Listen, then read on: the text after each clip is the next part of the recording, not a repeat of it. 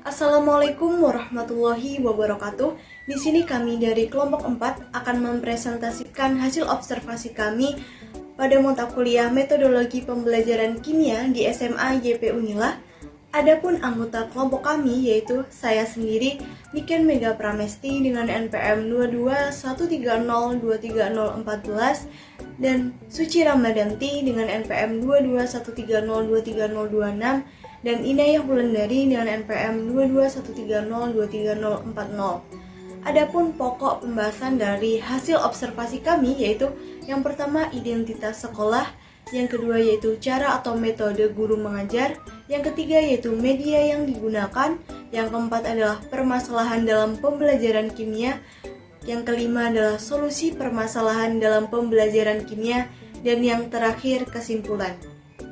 Identitas sekolah, nama SMA swasta Yayasan Pendidikan Unila, NPSN 10807017, Kepala Sekolah DRA Haji Mei Sriani MM, alamat Jalan Jenderal Suprapto nomor 88, Desa atau Kelurahan Enggal, Kecamatan atau Kota Kecamatan Enggal, Kabupaten Kota Bandar Lampung, Provinsi Lampung. Akreditasi A, status sekolah swasta, bentuk pendidikan SMA, kurikulum merdeka, telepon 254502, email sma_yp_unila@yahoo.co.id, website http://smaypunila.sch.id, operator Wilubianto. Baik, perkenalkan nama saya Suci Ramadanti dengan NPM 2213023026. Di sini saya akan menjelaskan terkait cara mengajar meliputi model dan metode yang digunakan di dalam pembelajaran. Nah, dalam kesempatan kali ini kami melakukan observasi terkait pembelajaran kimia di SMA YP Unila Bandar Lampung. Di sini kami melakukan observasi di kelas 10 SMA YP Unila Bandar Lampung. Nah, dalam hasil observasi kali ini kami mendapatkan informasi terkait model serta metode yang digunakan guru di dalam melaksanakan pembelajaran kimia. Adapun model yang digunakan yaitu adalah model konvensional, ada model konstruktivisme dan model project based learning, di mana di dalam pelaksanaannya ditunjang dengan beberapa metode atau teknik yang digunakan. Adapun metodenya yaitu adalah yang pertama yaitu ceramah. Di sini guru sebagai fasilitator, di mana ada kalanya guru itu harus menjelaskan jika terdapat siswa yang mengalami kesulitan di dalam memahami suatu materi atau sebagainya. Namun metode ini tidak sepenuhnya diisi dengan ceramah, melainkan dikombinasi dengan metode diskusi, yaitu metode kedua dalam pembelajaran, yaitu di mana terdapat dua diskusi yang digunakan, yaitu ada diskusi kelompok dan diskusi kelas. Di dalam pelaksanaannya sendiri, guru akan memberikan sebuah buku atau semacam LKS, di mana di dalamnya telah terdapat materi, aktivitas, observasi, dan sebagainya yang sudah dikemas sedemikian rupa sehingga dapat menjadi acuan untuk siswa di dalam melakukan aktivitas pelaksanaan pembelajaran. Nah, di sini guru hanya memberikan arahan apa yang harus dilakukan siswa dengan penambahan di awal berupa sedikit penjelasan terkait materi yang akan dipelajari, memberikan pertanyaan pemantik agar siswa lebih tertarik di dalam pembelajaran. Nah, kemudian ada metode yang ketiga, yaitu adalah pemberian tugas proyek. Nah, metode ini di dalam pelaksanaannya itu seperti di dalam tema keselamatan kerja di laboratorium, maka guru akan memberikan sebuah proyek berupa kunjungan atau observasi ke laboratorium sekolah atau universitas yang memiliki laboratorium yang lebih lengkap.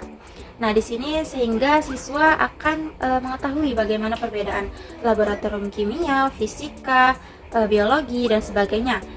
Kemudian siswa juga akan melihat apa saja komponen di dalam laboratorium, bagaimana ruangannya, alat-alatnya, penyimpanan bahan, tata tertib, dan sebagainya secara langsung dengan laboratorium yang lebih lengkap.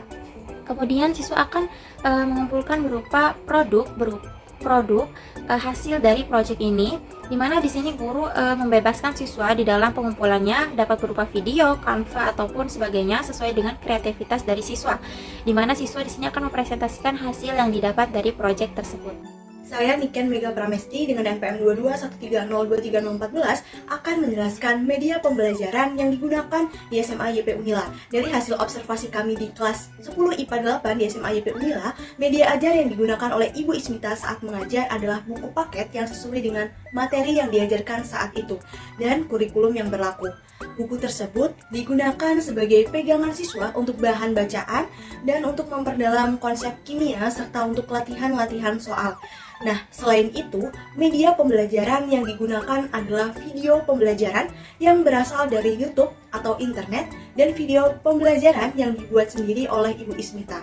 Nah, setelah mereka mengamati video pembelajaran terkait struktur atom dan perkembangannya, mereka diberi tugas untuk mengerjakan soal yang terdapat di buku paket yang telah diberikan oleh Ibu Ismita.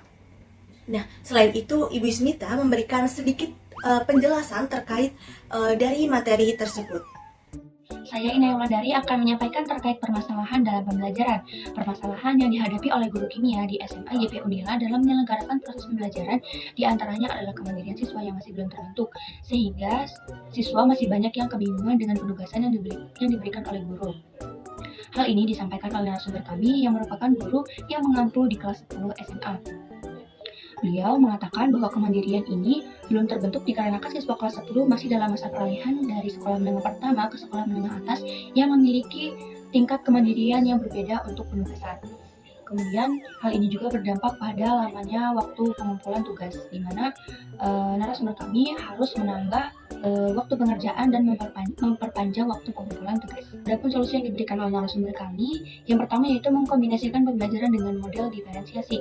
Sebagai guru yang mengajar tidak hanya pada satu kelas, melainkan pada 10 kelas di kelas 10, narasumber kami menyarankan bahwa sebelum memulai pembelajaran harus menganalisis terlebih dahulu kebutuhan dan karakteristik siswanya, sehingga guru dapat mengambil langkah-langkah atau metode-metode yang dapat digunakan untuk melaksanakan proses pembelajaran. Kemudian untuk menangani hal tersebut, narasumber kami juga membuka sesi konsultasi melalui WhatsApp group ataupun konsultasi langsung agar siswa dapat bertanya dan juga menceritakan tentang kebingungannya terkait penugasan yang telah diberikan. Kemudian guru juga memperpanjang deadline pengumpulan tugas. Hal ini dikarenakan untuk memberikan waktu kepada siswa-siswa yang baru saja memahami terkait penugasan. Kesimpulan dari hasil observasi ini yaitu yang pertama, model yang digunakan dalam pembelajaran kimia di SMA swasta YP Unila yaitu konvensional, konstruktivisme, dan project-based learning.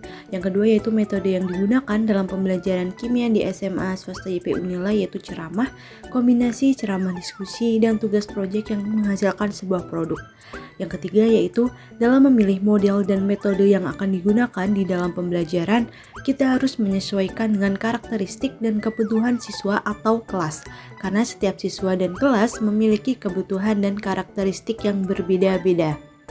Yang keempat yaitu media yang digunakan di SMA swasta YP Unila pada pembelajaran kimia adalah buku paket dan video pembelajaran dari internet atau YouTube serta video yang dibuat sendiri oleh Ibu Ismita selaku guru kelas 10 pelajaran kimia. Yang kelima yaitu kendala yang dihadapi guru pada proses pembelajaran kimia di kelas 10 adalah kemandirian siswa yang rendah.